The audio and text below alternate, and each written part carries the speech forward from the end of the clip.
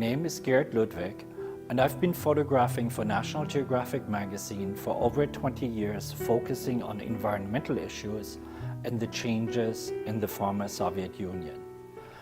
At 1:23 a.m. on April 26, 1986, operators in the control room of the Chernobyl nuclear power plant botched a safety test, resulting in an explosion and a fire that burned for 10 days.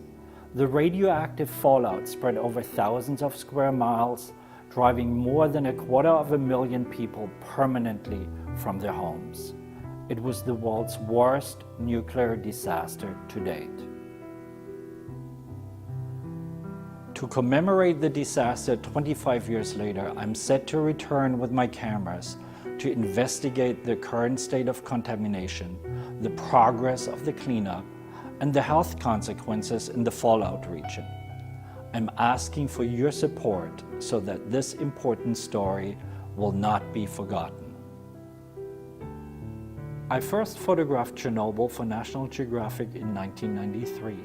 More recently, in 2005, I ventured deeper into the contaminated reactor than any Western photographer.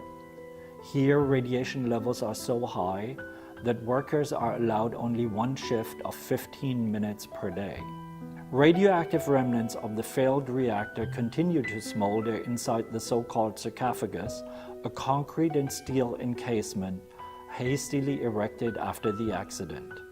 Less than 2 miles from the reactor, the city of Pripyat was only evacuated 36 hours after the explosion. Today, a chilling ghost town, its abandoned buildings are witness to the hasty departure.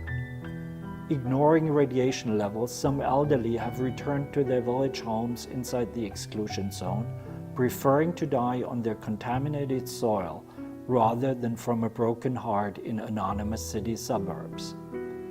A dramatic rise in cancers and abnormalities has been observed downwind of the failed reactor. Environmental organizations state that more than 100,000 people have already died as a consequence of the disaster.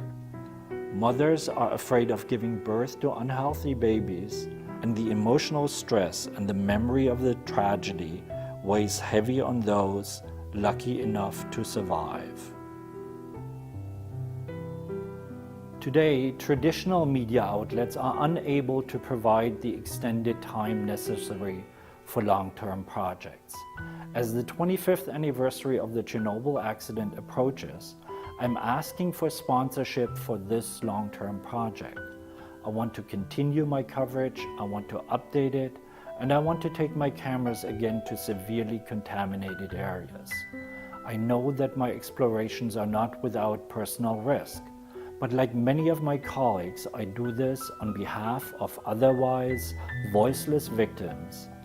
They expose their suffering solely in the hope that tragedies like Chernobyl may be prevented in the future.